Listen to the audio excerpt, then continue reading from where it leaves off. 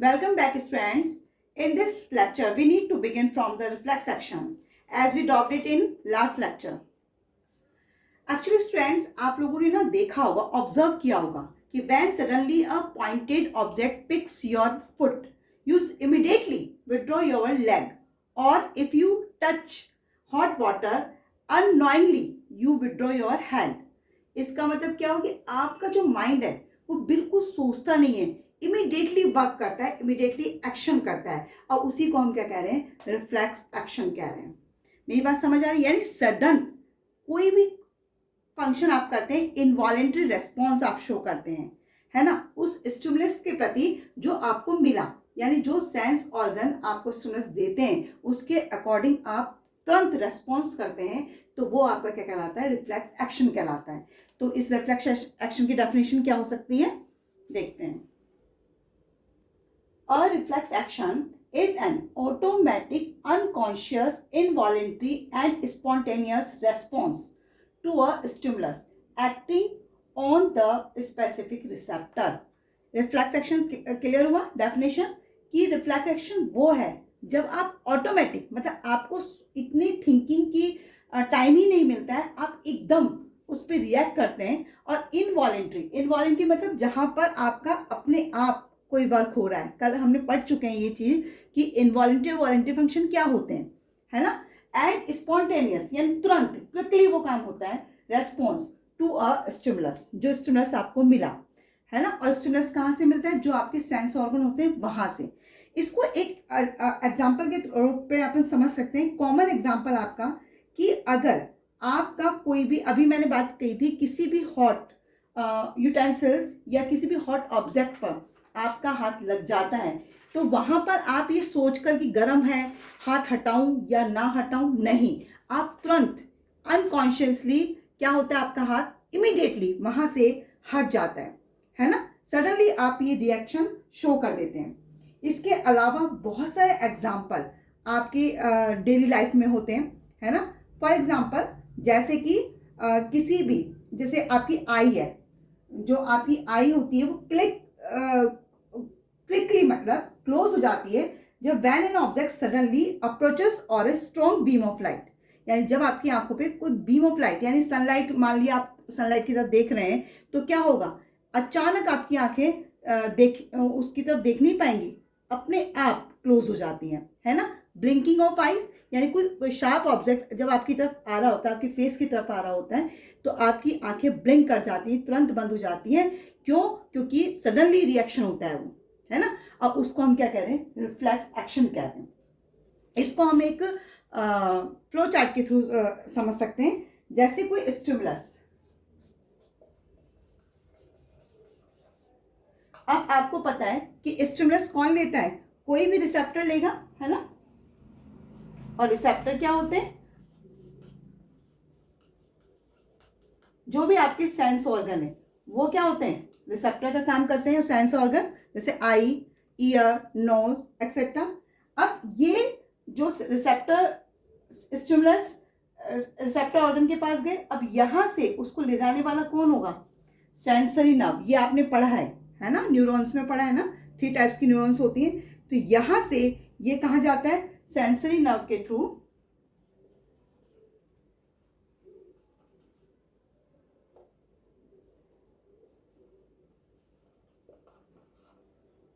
Sensory nerve के through कहां जाएगा, स्पाइनल कॉर्ड में.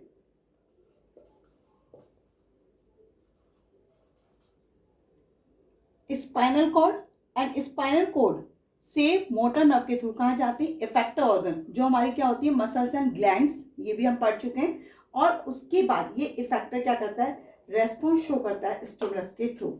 ये हमारा क्या है, फ्लो चार्ट है, किसका, रिफ्लेक्स एक्शन का. क्लियर? तो ये क्लियर हुआ सब सारी चीजें कि स्टिमुलस, रिसेप्टर ऑर्गन ने इसको क्या किया, स्टिमुलस को रिसीव किया, देन सेंसरी नर्व के थ्रू कहां पहुंचा, स्पाइनल कॉर्ड पर. और स्पाइनल कॉर्ड से जहां पर आपको इंटरप्रेट हुआ कि क्या हुआ है, एग्जैक्ट क्या हुआ, यानी कहीं आपने किसी शार्प ऑब्जेक्ट पर पैर रखा है या किसी हॉट यूटेंसिल्स को टच किया है एक्सेट्रा, तो वो स्पाइनल कॉर्ड इंटरप्रेट कर देता है. और फिर मोटर नर्व के थ्रू कहां पहुंचता है, इफेक्टर तक. और इफेक्टर कहां पहुंचा, इफेक्टर के बाद क्या होता है, रेस्पॉन्स शो होता है, यानी आप इमिडिएटली उस जगह से अपने हाथ को या लेग को क्या कर लेते हैं, हटा देते हैं। क्लियर। अब इसको एक और डायग्राम के थ्रू, जो ये तो हमारा कौन सा डायग्राम है, फ्लो चार्ट है ना, और दूसरा डायग्राम क्या हो सकता है रिफ्लेक्शन का, वो देखते हैं। सेम डायग्राम जो अभी आपने फ्लो चार्ट में देखा था। देखिए इस डायग्राम के अकॉर्डिंग आप देखो किस तरह से, this is a receptors, skin, है ना। तो ये skin when you touch the pan, hot pan, है ना, तो ये हीट के लिए आपका रिसेप्टर का वर्क कर रहा है। जैसे ही आपका हैंड इसको टच करेगा तो रिसेप्टर ने क्या किया, रिसीव किया, है ना, और रिसीव करने के बाद यहाँ से देखिए जो आपको दिखाई दे रही है, दिस इज सेंसरी न्यूरॉन। ये सेंसरी न्यूरॉन क्या करेगा, ये पहुंचाएगा कहाँ पर, अभी मैंने आपको बताया था कि सेंसरी न्यूरॉन के थ्रू कहाँ पहुंचता है, स्पाइनल कॉर्ड में, दिस इज स्पाइनल कॉर्ड। यहाँ पर सेंसरी न्यूरॉन यहाँ जाकर इसको छोड़ देता है ना, स्पाइनल कॉर्ड में। अब ये देखिए आपको एक छोटी सी स्ट्रक्चर दिखाई दे रही है, this is a relay neuron, इसे हम रिले न्यूरॉन कहते हैं। आपने उसमें पढ़ा था न्यूरॉन, काइंड्स ऑफ न्यूरॉन में, कि 3 टाइप्स के न्यूरॉन होते हैं, सेंसरी, मोटर एंड रिले। और रिले का काम क्या होता है, दोनों को कनेक्ट करने का, तो दैट इज ए कनेक्टेड, है ना, ये कनेक्ट ही कर रहे हैं। तो रिले, जब सेंसरी न्यूरॉन यहाँ मैसेज को छोड़ देता है तो रिले न्यूरॉन इसको कन्वे कहाँ करता है, दूसरी न्यूरॉन यानी मोटर न्यूरॉन में। और मोटर न्यूरॉन इसको लाकर कहाँ छोड़ देता है, इफेक्टर के पास, इफेक्टर यानी मसल्स, है ना, आर्म की जो मसल्स होती है वहाँ छोड़ देता है। और आप उसी समय इमिडिएटली क्या करते हैं, उस हैंड को इससे दूर कर लेते हैं, हटा देते हैं वहाँ से। समझ आई किस तरह से वर्क करता है रिफ्लेक्स एक्शन के थ्रू। और ये वर्क तुरंत इतना इमिडिएट होता है कि आपको खुद को पता नहीं लगता है कि क्या हुआ, कैसे हुआ और कितनी जल्दी हो चुका है। मेरी बात समझ आई। तो रिफ्लेक्स एक्शन जो क्विक होता है उसका रीजन क्या है, because it's pathway of receiving end sending information is short, यानी कि वो पाथवे, ये पाथवे तो हुआ, रास्ता हुआ ना, कि इंफॉर्मेशन को लेना और वापस उसको सेंड करना क्या हो जाता है, बहुत शॉर्टर पीरियड में हो जाता है। तो इसको हम क्या कहते हैं, रिफ्लेक्स आर्क कहते हैं। और रिफ्लेक्स आर्क की डेफिनेशन क्या हो सकती है, रिफ्लेक्स आर्क की definition, the pathway through which impulse passes is called reflex arc. कौन सा पाथवे, देखिए अभी हमने पढ़ा ना, जो वो पाथवे जिसके थ्रू जो सेंस थे आपके, है ना, सेंसेशन जो आपको मिला वो कहाँ पहुंचा था, स्पाइनल कॉर्ड तक। मेरी बात समझ आई, कौन सा पाथवे हो जाता है, in reflex action are sense organs receptor, यानी सेंस ऑर्गन मतलब receptors receive the stimulus and send the impulses to the spinal cord through sensory nerves. Then the spinal cord send information for response to the effector through motor neurons. This pathway is reflex arc. मेरी बात समझ आ गई क्या होता है reflex arc. और ये मैंने अभी आपको तुरंत बताया ही है एग्जाम्पल के थ्रू किस प्रकार से इमिडिएट होता है। क्लियर। तो ये पूरा topic reflex action and reflex arc आपको क्लियर हो गया होगा। इसमें आपका, आप ये सोचते होंगे कि जो ब्रेन है वो इसमें कोई पार्टिसिपेट नहीं करता, इन्वॉल्व नहीं होता, जबकि ऐसा नहीं है ना। हमारी जो मसल्स हैं और जो हमारा ब्रेन है उसमें बहुत ही ज़्यादा क्या होता है, कनेक्शन होता है, तुरंत ही वो क्या करता है, रेस्पॉन्स शो करता है। Clear. Next, central nervous system.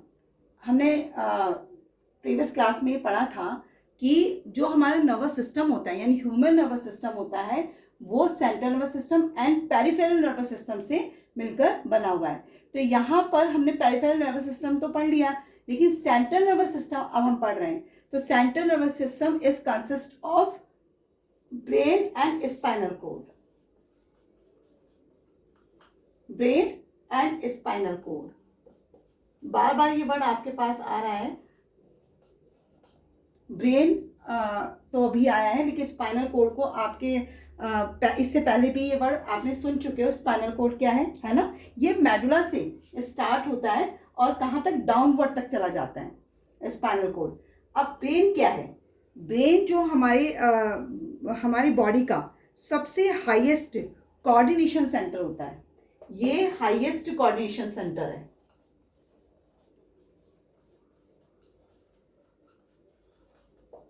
और ये तो आप जानते ही हैं कि सारे वर्क जो हमारे कंट्रोल कोऑर्डिनेशन के, उस किसके थ्रू हो रहे हैं, ब्रेन के थ्रू तो हो ही रहे हैं। तो ब्रेन को हमने क्या करा है, क्लासिफाई किया है 3 पार्ट्स में। क्लियर? ब्रेन हमारा किस में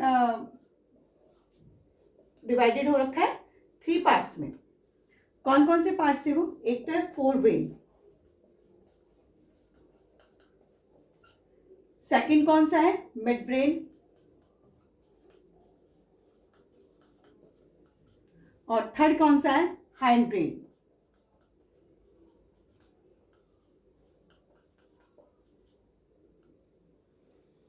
क्लियर हुआ? यानी ब्रेन के 3 पार्ट्स हैं, fore brain, mid brain and hind brain. हाँ, अब हम जो स्टडी कर रहे हैं वो किसकी कर रहे हैं? सिर्फ ब्रेन की करेंगे अभी फिलहाल। तो उसमें देखेंगे किस तरह से ब्रेन किन किन चीजों से मिलकर बना हुआ है, किस तरह से उसके फंक्शन है, क्या उसकी स्ट्रक्चर है, एक्सेट्रा। क्लियर? ब्रेन की स्ट्रक्चर की बात हम करते हैं कि ब्रेन, देखिए आपको डायग्राम में दिखाई दे रहा होगा किस टाइप का होता है ब्रेन। तो it is located inside the skull. देखिए ये स्कल दिखाई दे रहा है, इसके अंदर हमारा ब्रेन रहता है। It is a protect by a bony box. जो ये स्कल होता है, ये बोनी मतलब बोन्स का एक प्रकार का बॉक्स होता है जिसके अंदर ब्रेन रहता है, ताकि क्या कर सके, इसको प्रोटेक्ट कर सके। बात समझ आई? It is protected by a bony box in the skull called cranium, और इसे हम क्या कहते हैं? क्रेनियम भी कहते हैं। The brain surrounded by 3 membrane. ये 3 मेम्ब्रेन से सराउंडेड यानी घिरा हुआ रहता है। क्लियर? जो इसको क्या करता है? प्रोटेक्ट करने का काम करती है। जो ये लेयर्स हैं या मेम्ब्रेन्स हैं, इन्हें हम मेनिंजेस कहते हैं, और ये इनको प्रोटेक्शन का काम करती हैं। और इनका नाम क्या होता है? देखो, सबसे पहले वाली जो होती है बाहर वाली ड्यूरा मैटर, उसके बाद वाली क्या कहलाती है? एराक्नॉइड मैटर, और तीसरी यानी लास्ट वाली जो कहलाती है वो क्या कहलाती है? पाई मैटर कहलाती है। जो स्पेस होता है, the space between meninges and brain, यानी इन लेयर और ब्रेन के बीच का जो स्पेस होता है उसमें एक लिक्विड भरा रहता है जिसे हम क्या कहते हैं? सेरिब्रोस्पाइनल फ्लूइड कहते हैं। इसका काम क्या होता है? ये प्रोटेक्ट करता है ब्रेन को from the friction and mechanical shock. यानी कि कई बार आपका ब्रेन टकरा जाता है, चोट लग जाती है, तो आपने देखा वो ब्रेन को हानि नहीं होती है। अब बिल्कुल ट्रक के नीचे आ जाए तो वो बात अलग हो जाती है, लेकिन अगर थोड़ी बहुत चोट, दीवार में टकरा गए हैं या किसी से टकरा गए हैं, थोड़ी बहुत गिर गए हैं, चोट से इसका कुछ फर्क नहीं पड़ता है। प्रोटेक्शन बाहर वाली लेयर को फर्क पड़ता है, लेकिन अंदर जो ब्रेन है आपका वो क्या रहता है? बिल्कुल सुरक्षित रहता है। इसके बाद हमने क्या पढ़ा? ब्रेन के पार्ट्स पढ़े। ब्रेन के हमने पढ़े थे 3 parts, fore brain, mid brain and hind brain. समझ आए? ये 3 पार्ट्स ब्रेन के होते हैं। अभी हम इनका भी डिस्क्रिप्शन पढ़ेंगे। तो फोर ब्रेन को जो पार्ट होता है, ये वाला हिस्सा देखिए फोर ब्रेन है, और फोर ब्रेन में को हम सेरिब्रम, यानी इसका एक पार्ट सेरिब्रम होता है।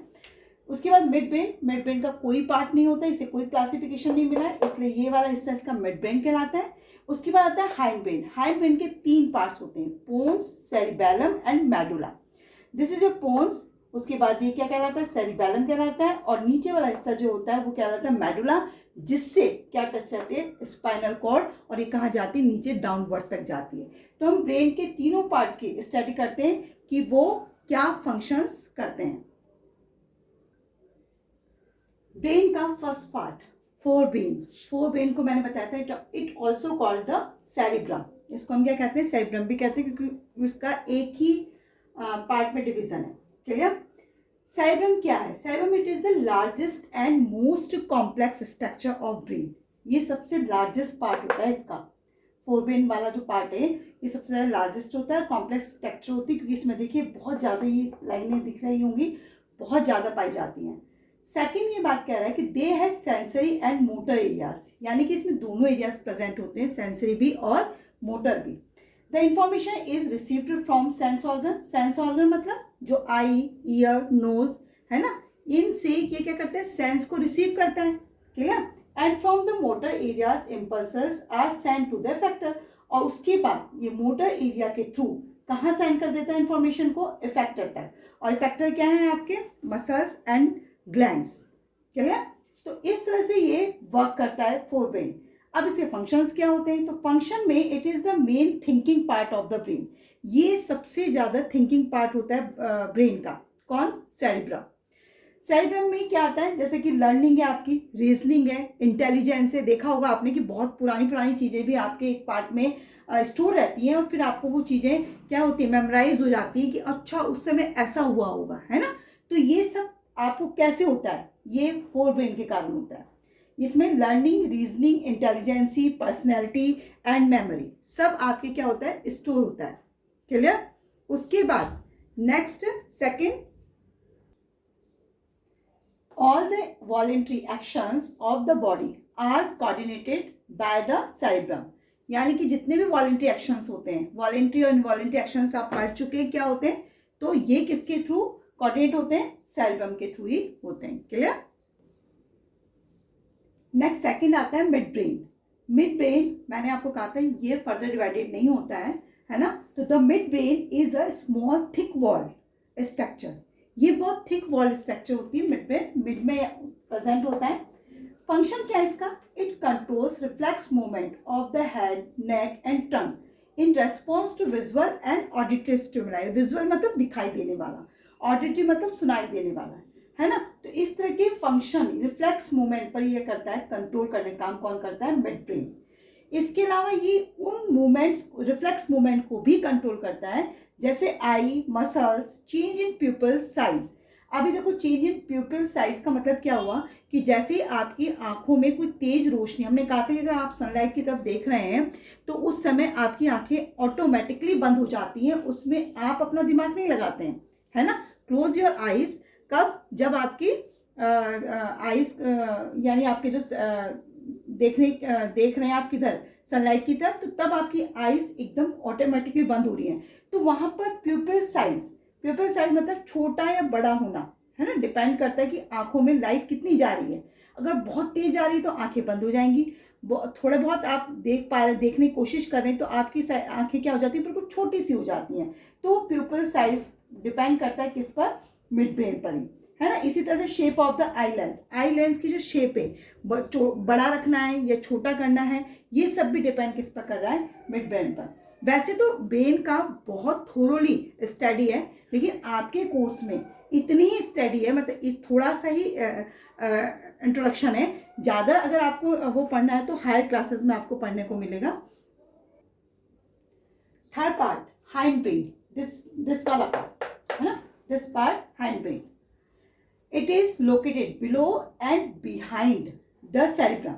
ये कहाँ प्रेजेंट होता है हाइंड ब्रेन, ये सेरेब्रम के नीचे और उसके पीछे की तरफ थोड़ा सा प्रेजेंट होता है ये वाला पार्ट। और हमने पहले ही बात कर चुके हैं कि hind brain is a divided into 3 parts, pons, cerebellum and medulla. ठीक है।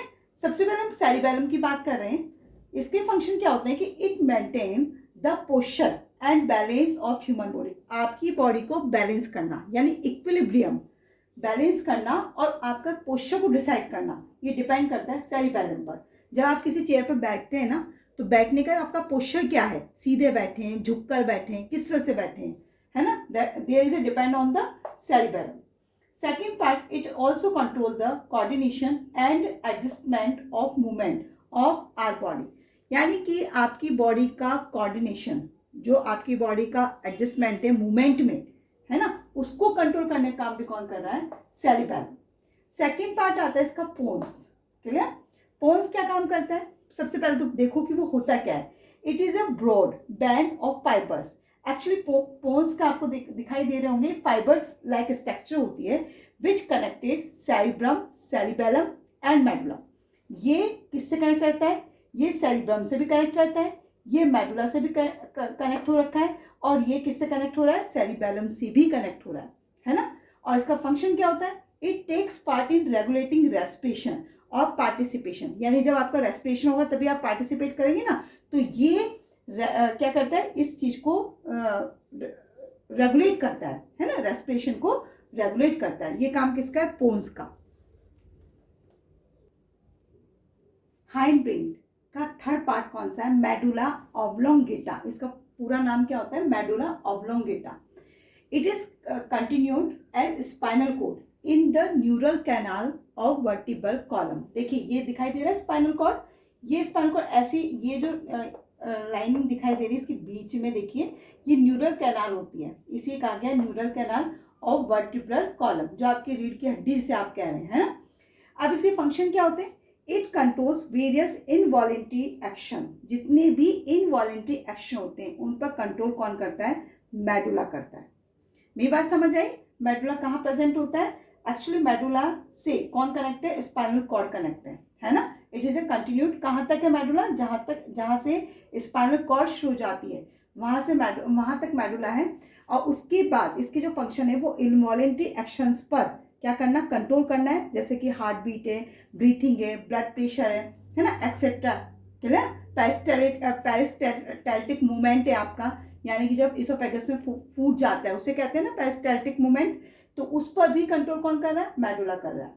इसके अलावा जितने भी रिफ्लेक्सेस हैं उनका सेंटर पॉइंट भी कंट्रोल करने का कौन है? Medulla. It is also the controlling centre for reflexes, जैसे कि आपके कफिंग है, स्नीजिंग का मतलब क्या होता है? छींकना, है ना। सिक्रेशन ऑफ स्लाइवा का मतलब जब आपके मुंह में पानी आ जाता है, वाटरिंग लिक्विड आ जाता है। कब आता है? जब आपको कोई टेस्टी फूड की स्मेल आती है ना, तब आपके मुंह में या किसी टेस्टी फूड की बातचीत होती है, तो उस समय आपने देखा होगा अपने आप ही मुंह में वाटरी लिक्विड आ जाता है, जिसे हम क्या कहते हैं? स्लाइवा कहते हैं। एंड वॉमिटिंग होना, ये सब किस पे डिपेंड कर रहा है? मेडुला पर। तो ये क्या थे? ये ब्रेन के पार्ट्स थे जिन्हें हमने वन बाय वन करके स्टडी की। अभी हमने बात करी थी सबसे पहले कि सेंट्रल नर्वस सिस्टम के 2 पार्ट्स होते हैं, कौन कौन से? एक तो था ब्रेन और सेकंड था स्पाइनल कॉर्ड। तो हम स्पाइनल कॉर्ड को देखते हैं क्या होता है।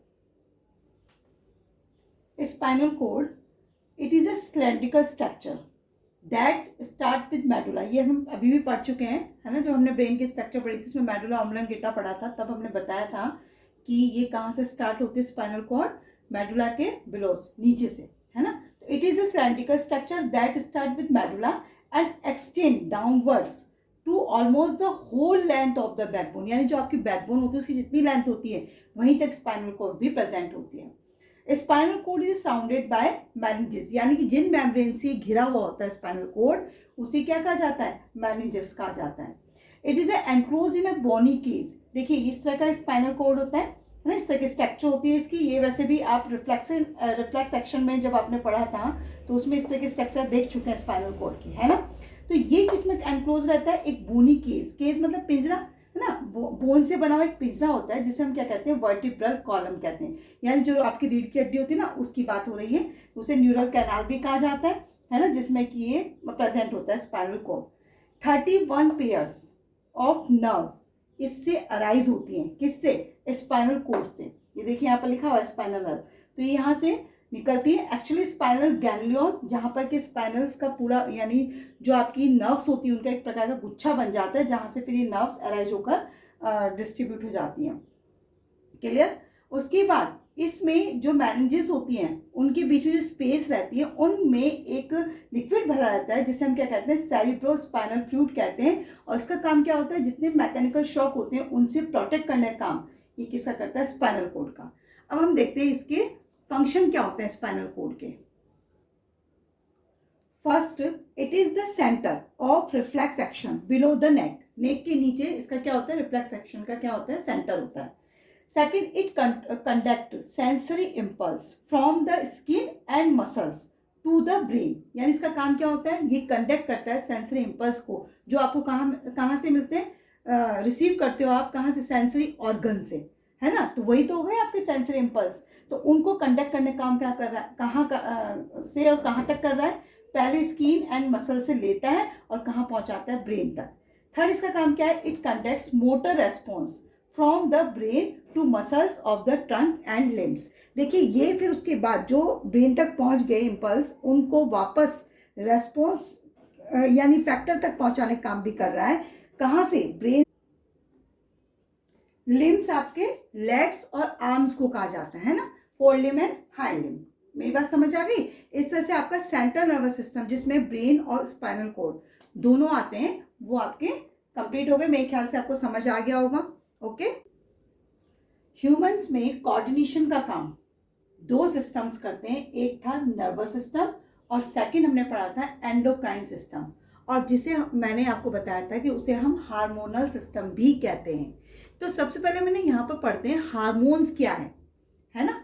हार्मोन एक केमिकल मैसेंजर है। क्लियर? तो उसको डिफाइन कैसे कर सकते हैं हम? हार्मोन को हम किस प्रकार से डिफाइन कर सकते हैं? They are chemical messenger. ये मैंने अभी बताया था कि हार्मोन्स क्या होते हैं? केमिकल मैसेंजर होते हैं जो हेल्प करते हैं कंट्रोल एंड कोऑर्डिनेशन में of various activities of the body. आपकी बॉडी में जितनी भी एक्टिविटीज होती हैं, चाहे वो ग्रोथ होना हो या ग्रोथ लिमिटेड हो, यानी कई लोग बोने भी रह जाते हैं, है ना, वो भी डिपेंड करता है। इस तरह की जितने भी जो एक्टिविटीज़ हैं वो क्या है? हार्मोन पर डिपेंड करती हैं, यानी ये करता है उसको कंट्रोल एंड कोऑर्डिनेशन करने का काम।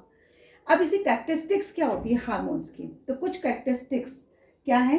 दे are secreted by endocrine glands. Hormones जो होते हैं वो किससे सिक्रेट होते हैं या किससे रिलीज होते हैं? एंडोक्राइन ग्लैंड से सिक्रेट होते हैं।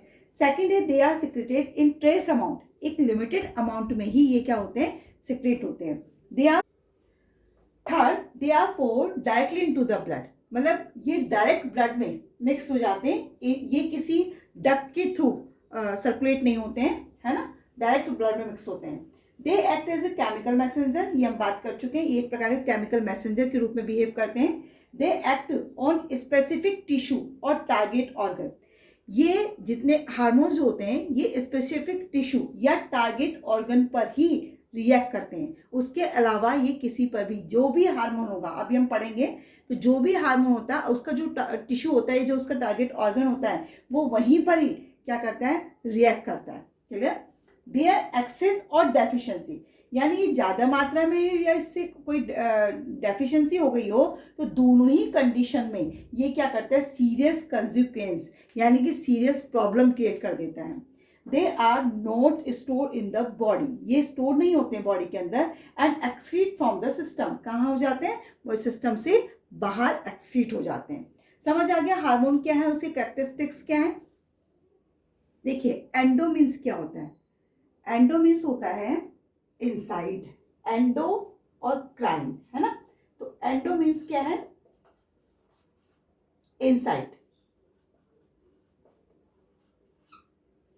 मेरी बात समझ आई? और क्राइन मीन्स क्या है? क्राइन मीन्स होता है सिक्रेशन।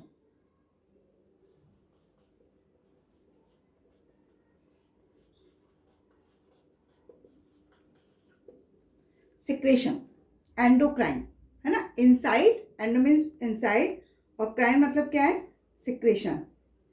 अब एंडोक्राइन यानी कहीं ना कहीं इनसाइड सिक्रेशन हो रहा है ना। इससे जो रिलीज होता है, इससे जो सिक्रेशन होता है, उसको ही हम क्या कहते हैं? हार्मोन कह रहे हैं। अभी हार्मोन्स हमने पढ़ लिए ना कि हार्मोन्स क्या होता है। अब सबसे पहले जो हार्मोन्स को इंट्रोड्यूस करने वाले कौन थे? WM बेलिस। और सेकंड कौन से थे? EH Starlink.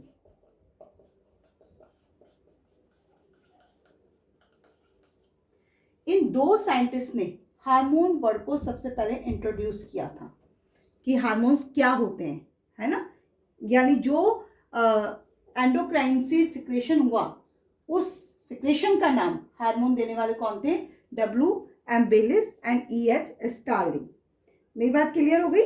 और हार्मोन्स हम देख चुके हैं क्या होते हैं। अब हम सबसे पहले देखते हैं कि ग्लैंड्स क्या हैं।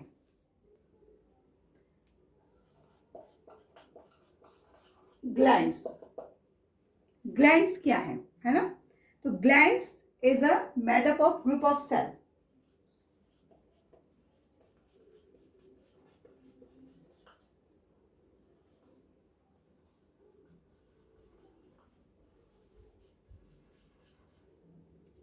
ग्रुप ऑफ सेल, या हम इसे टिश्यू भी कह सकते हैं, है ना।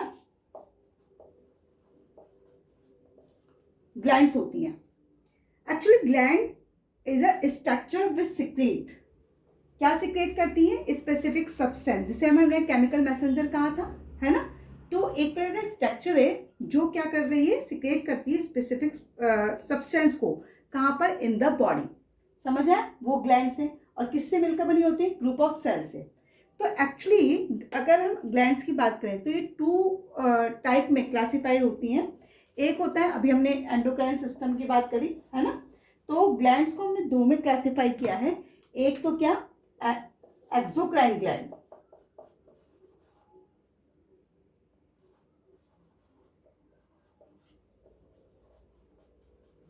और दूसरी कौन सी है, endocrine gland.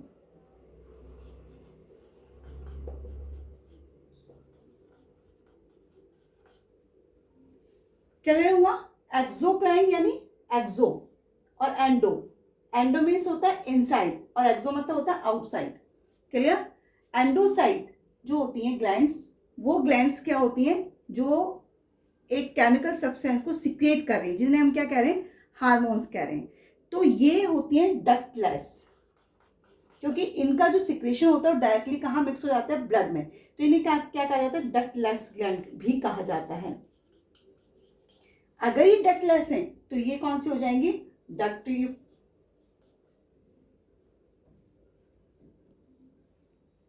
Is that clear कि एक्सोक्राइन ग्लैंड जो होती हैं वो क्या होती हैं, उनमें डक्ट प्रेजेंट होती हैं, जबकि एंडोक्राइन ग्लैंड डक्टलेस होती हैं।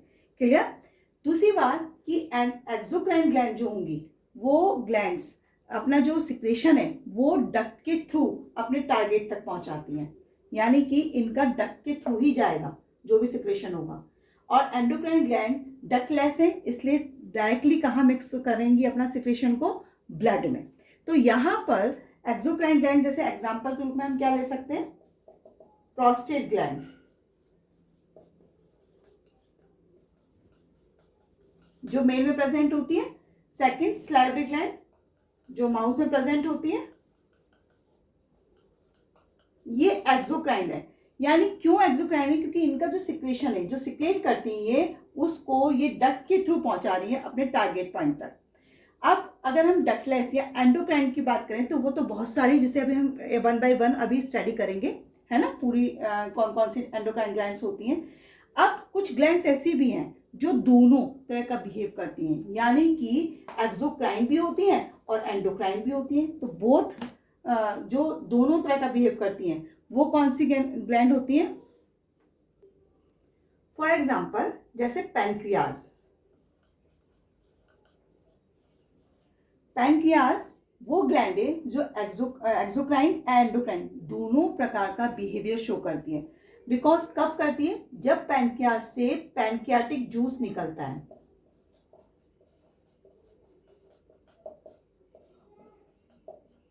तो तब तो ये क्या करेगी, एक्सोक्राइन ग्लैंड की तरह बिहेव करेगी।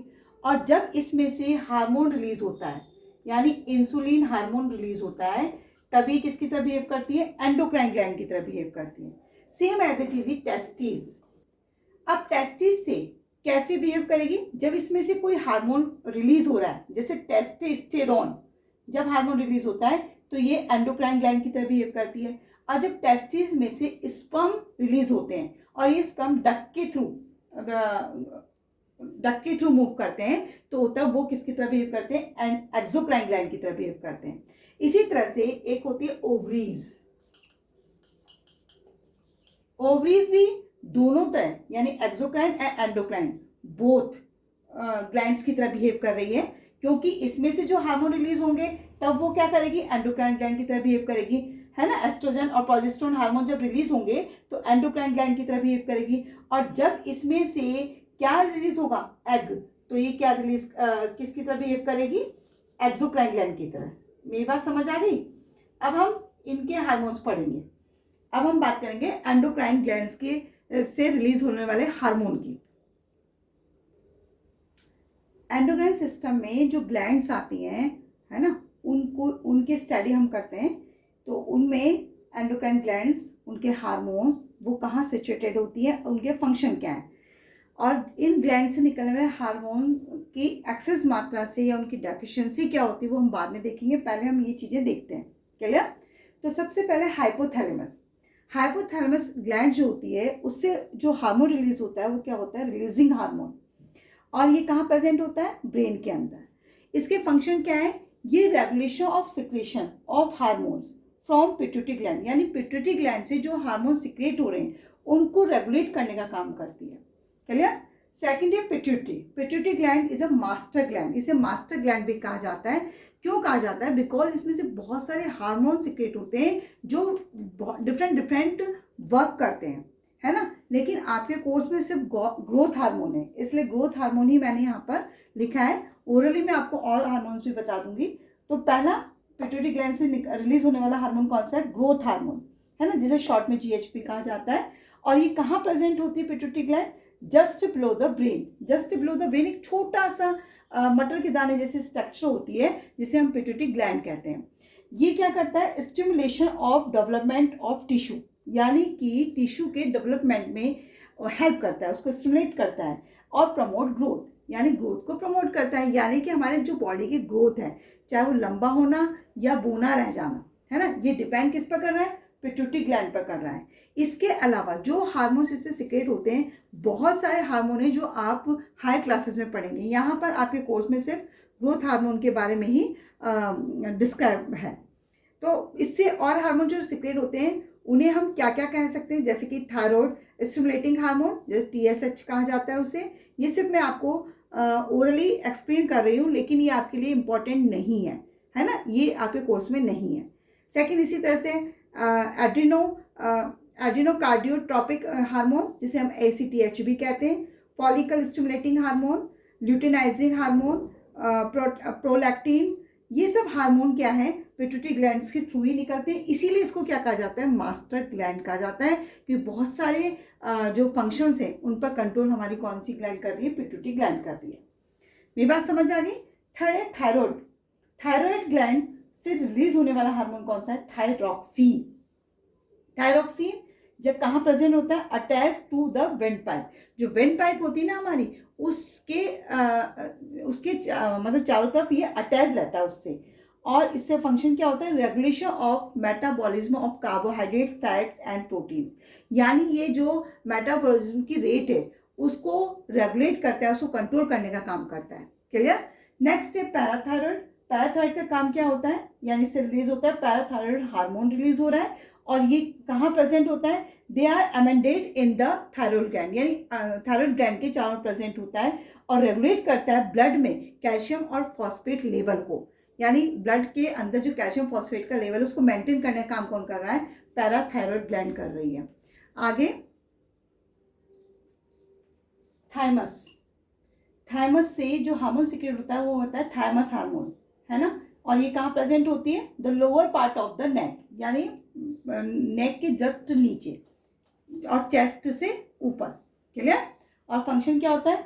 The development of the immune system of the body. Actually हमारे इम्यून सिस्टम को क्या करती है? इंक्रीज करती है। और इसी कारण इंक्रीज करने के कारण ये चिल्ड्रन में ज़्यादा प्रेजेंट होती है। और जैसे ही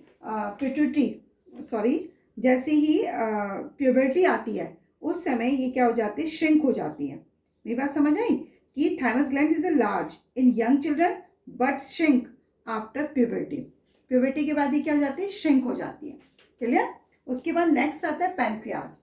पैनक्रियास से 2 हार्मोन सिक्रेट होते हैं, इंसुलिन एंड ग्लूकागॉन। और पैनक्रियास कहाँ प्रेजेंट होती है? Just below the stomach in the body. अगर आपको ध्यान हो तो आपने पैनक्रियास पढ़ा है ना, उसमें क्या कहते हैं, फर्स्ट चैप्टर में लाइफ प्रोसेस के, उसमें आपने देखा होगा जब डाइजेशन वाला प्रोसेस हम पढ़ते हैं तो वहाँ पर पैनक्रियास प्रेजेंट होता है स्टमक के जस्ट नीचे, लीफ लाइक स्ट्रक्चर होती है। तो इससे फंक्शन क्या है? जो इंसुलिन होता है वो ब्लड में ग्लूकोज लेवल को क्या करता है? लोअर करता है।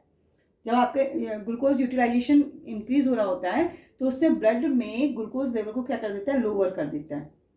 इसके अपोजिट ग्लूकागॉन का फंक्शन क्या होता है? Increases blood glucose level. और ये क्या करता है? ब्लड में ग्लूकोज लेवल को इंक्रीजेस करता है। तो इस तरह से मेंटेन करता है ग्लूकोज के लेवल को। कंडीशन क्या अप्लाई होती है कि जब लोअर हो रहा हो या इंक्रीज हो रहा होता है, दोनों ही हार्मोन क्या करते हैं? उसको मेंटेन करके रखते हैं। क्लियर? नेक्स्ट 7 आती है एड्रिनल ग्लैंड। एड्रिनल ग्लैंड से एड्रेनलिन हार्मोन सिक्रेट होता है। इस ग्लैंड को ग्लैंड्स ऑफ इमरजेंसी भी कहा जा सकता है ना। और ये कहाँ प्रेजेंट होती है? On the top of 2 kidneys, दोनों किडनी पर ये ऊपर की ओर प्रेजेंट होती है एड्रिनल ग्लैंड। और इसका फंक्शन क्या होता है? Regulation of blood pressure, heart beat, carbohydrates metabolism and mineral balance, यानी कि ये रेगुलेट करता है ब्लड प्रेशर को, हार्ट बीट को और कार्बोहाइड्रेट मेटाबॉलिज्म को, साथ ही मिनरल बैलेंस भी बनाए रखता है एड्रिनल ग्लैंड। इसको इमरजेंसी हार्मोन क्यों कहा जाता है? देखिए अभी यहाँ पर आपने पढ़ा ब्लड प्रेशर, हार्ट बीट। जब आपकी हार्ट बीट ज़्यादा बढ़ रही होती है किसी भी कंडीशन के दौरान तो इमरजेंसी में यही हार्मोन ज़्यादा से ज़्यादा सीक्रेट होता है। क्लियर? नेक्स्ट है डेफिशिएंसी जो हार्मोन्स के थ्रू होती हैं वो क्या क्या है। जैसे ग्रोथ हार्मोन है। ग्रोथ हार्मोन में क्या होगा, a person having a deficiency of growth hormone in childhood, अगर बचपन में इस हार्मोन का रिलीजिंग जो है वो बहुत कम मात्रा में होती है तो बच्चा क्या हो जाता है, वेरी शॉर्ट, यानी बहुत छोटा रह जाता है, जिसे हम ड्वार्फ कहते हैं, बूना, है ना। और a person having too much growth hormone, यानी अगर लिमिटेशन से ज़्यादा हार्मोन रिलीज हो रहा है तो वो क्या हो जाता है, जो पर्सन है वो बहुत लंबा हो जाता है, जिसे हम जाइंट भी कहते हैं, है ना। इस तरह से इन्हें कहा जाता है डेफिशिएंसी डिजीज। इसी तरह से थायरॉक्सिन हार्मोन, थायरॉक्सिन हार्मोन का क्या है, ये ना कंटेन करके रखता है आयोडीन। इसमें थायरॉक्सिन हार्मोन में क्या पाया जाता है, आयोडीन पाया जाता है। तो the deficiency of iodine in the diet of a person, अगर किसी पर्सन की डाइट में इस आयोडीन की मात्रा की कमी हो जाती है, इसीलिए कहते हैं ना आयोडीन युक्त नमक खाना चाहिए, तो उससे क्या होता है, लेस थायरॉक्सिन हार्मोन प्रोड्यूस होता है। और जब कम मात्रा में थायरॉक्सिन हार्मोन प्रोड्यूस होगा तो उसे कौन सी डिजीज आती है, ग्वाइटर डिजीज आती है। और अगर तुम्हें ध्यान हो या कभी देखा हो तो ग्वाइटर में क्या होता है, जो नेक होती है ना, नेक में नेक जो है वो स्वैलो हो जाती है, स्वैलो मतलब सूज जाती है, और सूज कर नीचे की ओर लटक जाती है ना। इस तरह की इसके सिम्टम्स हैं ग्वाइटर हार्मोन के। अब पूरी तरह से नीचे लटकी हुई नजर आती है जो आपकी नेक होती है, इस रोग को ही कहा जाता है ग्वाइटर। समझ आया? और इसमें एडवाइस दी जाती है, डॉक्टर सलाह देता है कि क्या खाना चाहिए आपको। भी मैंने बोला आयोडाइज सॉल्ट आपको ज़्यादा से ज़्यादा मात्रा में देना चाहिए, ताकि जो थायरोक्सिन हार्मोन है वो क्या हो सके, जैसे लेस सिक्रेट हुआ था तब ग्वाइटर हुआ था, तो ज़्यादा मात्रा में सिक्रेट हो, लिमिटेशन से ज़्यादा नहीं लेकिन लिमिट में सिक्रेट हो, ताकि क्या हो, ये बीमारी दूर हो सके। क्लियर? पैनक्रियास से इंसुलिन हार्मोन सिक्रेट होता है, और इंसुलिन की फंक्शन आप देख चुके हैं कि इसका काम क्या होता है, ये ब्लड में ग्लूकोज के जो लेवल है उसको क्या कर रखता है, मेंटेन करके रखता है। अब यहाँ पर जो अगर इंसुलिन डेफिशिएंसी डिजीज क्या होती है, इससे diabetes. Actually deficiency of insulin hormone in the body causes a disease known as a diabetes. Clear हुआ? अगर इंसुलिन की मात्रा ब्लड में शुगर की जो क्वांटिटी है ना, जो लेवल है वो इंक्रीज हो जाता है, तो क्या डेफिशिएंसी आती है, डायबिटीज हो जाती है। और आपने सुना भी होगा कि डायबिटीज वाले जो पर्सन्स होते हैं उन्हें डॉक्टर क्या सलाह देता है कि उन्हें कम से कम मीठा खाना चाहिए ना, स्वीटेस्ट कम खाना चाहिए। मेरी बात समझ आ रही है कि नहीं? इसको कंट्रोल करने के लिए कई बार डायबिटीज के इंजेक्शन भी लोग लेते हैं, है ना। नहीं तो वैसे अगर स्वीट कम खाओ तो इससे क्या हो सकता है, इस पर कंट्रोल किया जा सकता है। इसके अलावा एक्सरसाइज वगैरह भी कर सकते हैं ना। नेक्स्ट आता है adrenaline hormone. Actually adrenaline hormone का काम क्या होता है कि ये आपकी बॉडी में, हमने वैसे फंक्शन इसके पढ़ चुके हैं, लेकिन फिर भी ये आपकी बॉडी में क्या करता है, हार्ट बीट को रेगुलेट करने काम करता है, ब्रीथिंग रेट को मेंटेन करता है, इस तरह के फंक्शन ये करता है। लेकिन जब एड्रेनलिन हार्मोन लार्ज अमाउंट में सिक्रेट होता है ना, जब ये नॉर्मल सिक्रेट हो रहा है तो कोई प्रॉब्लम नहीं है, लेकिन लार्ज अमाउंट में जब सिक्रेट होता है तो पर्सन को क्या हो जाता है, फ्राइटेंड और एक्साइटेड। यानी इस कंडीशन में जब ये इस तरह की कंडीशन आती है तो जो पर्सन है या उसकी बॉडी क्या होने लग जाती है, वो हार्ट बीट उसकी क्या हो जाती है, इंक्रीज हो जाती है ना, बहुत तेजी से धड़कने लग जाता है दिल, एंड ब्रीथिंग रेट इंक्रीज हो जाएगी। इसके अलावा ब्लड प्रेशर उसका हाई हो जाता है। इस तरह के जो सिम्टम्स हैं वो बॉडी के अंदर दिखाई देने लग जाते हैं। कब? जब एड्रेनलिन हार्मोन का अमाउंट जो होता है वो इंक्रीज हो जाता है। तो इस प्रकार से ये कुछ डेफिशिएंसी डिजीज है हार्मोन की, मेरे ख्याल से क्लियर हो गई होगी, है ना। ओके।